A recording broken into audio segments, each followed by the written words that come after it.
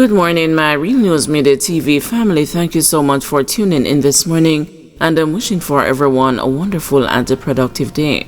And in the news this morning, mother arrested after contraband found in sliced bread at Manchester police lockup.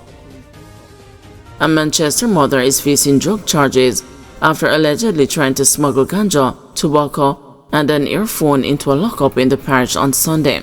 The 40-year-old woman from Ballymore district in northern Manchester reportedly tried to smuggle the contraband concealed in sliced bread about 1:15 p.m. at the Christiana police station lockup.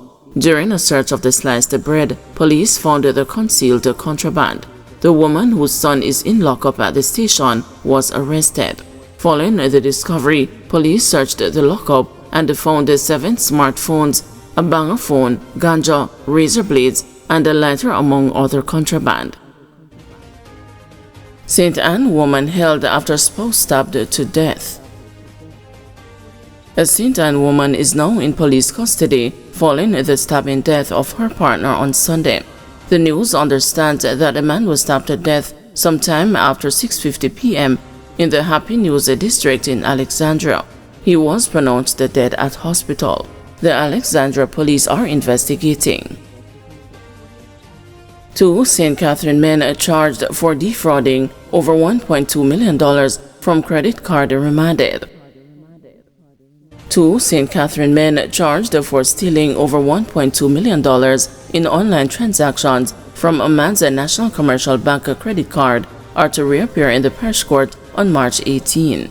Tyrese Hamilton, 25, and Micah Smith, 21, are charged with unauthorized access to computer data, simple larceny, and a conspiracy to defraud. They were remanded when they appeared in court on Friday.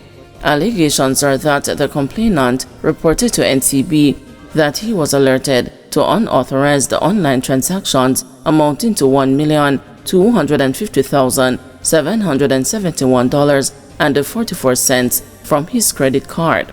An internal investigation was conducted by the bank in collaboration with the police, which revealed that one of the email addresses used in the alleged fraud belonged to an account holder identified as Hamilton.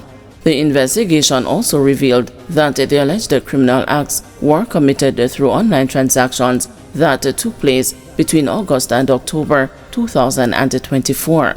Further investigations resulted in the arrest of Smith and Hamilton. They were subsequently charged by the police. 3 men died in Maurice Cox Road crash. 3 people were killed in a motor vehicle crash along Maurice Cox Road near the Jamaica University College in Kingston early Sunday morning.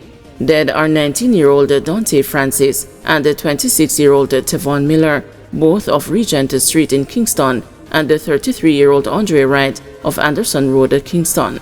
Police say at about 1:45 a.m., a Nissan motorcar with 7 occupants was being driven along the roadway. The driver allegedly lost control of the vehicle and crashed into an embankment, causing the car to burst into flames. All 7 occupants were taken to the hospital, where Wright, Miller, and Francis were pronounced dead. 4 others are being treated. Vice Chairman of the National Road Safety Council, Dr. Lucien Jones, described the incident as a tragedy. He said Sunday morning's crash has brought the country's road death toll since January 1 to 47. 17 of those deaths occurred this month. The report suggests that excessive speed was a problem last night, losing control, and apparent error of judgment. When you put this together with the fact that 14 pedestrians have died also, and 12 motorcyclists. All of this together means that we are losing far too many of our people unnecessarily on our roads. So far, 47 persons have died for this year, and for this month, 17 persons have died. This is not good. We need to redouble our efforts to make sure that people are slow down in this country. Taxi drivers jittery following murder of another colleague. The killing of 58-year-old taxi operator Milton Davis last week has rekindled the fears in the public transportation sector as private operators say they are soft targets for criminals. The taxi operators say they face the twin challenge of extortionists and the vicious criminals who are quick to steal their vehicles and kill them. President and the Director of Communications of All Voice Taxi Association, Lorraine Finnegan, told the news on Sunday that this is a very sad time for people in the public transportation sector. It is heartrending. It is a very sad and grieving moment for me. I know the sector is grieving very hard because each time it happens, we start to wonder who will be next, said Finnegan. Sources say that Davis was last seen at a gas station in Duhaney Park, St. Andrew, and told someone that he was heading to nearby Red Hills Road to pick up a passenger who he would then take to Old Harbor, St. Catherine.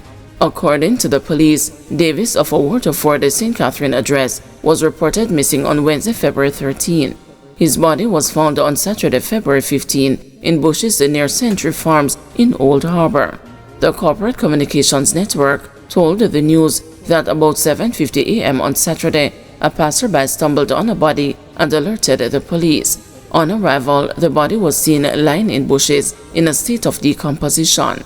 The scene was processed, and the body, later identified as that of Davis, was taken to the morgue for a post-mortem. While Davis's murder was heartrending for Finnegan, he said what is more devastating is knowing that there is not much outcry when taxi operators are killed. I don't know of any record of us ever hearing the police doing any serious investigation when our operators are murdered. Any member of any other sector that is murdered in this country, you would hear the argument that we will leave no stones unturned until the criminals are brought to justice. You would hear it repeatedly that the police will use every resource at their disposal to hunt down these criminals and to bring them to justice. We have never heard those clips played when an operator is murdered, said Finnegan. I remember doing a press conference at the University of Technology, Jamaica, where 11 media houses turned out. It was a grieving moment for us because the operators were being killed 3 or 4 per week in 2023.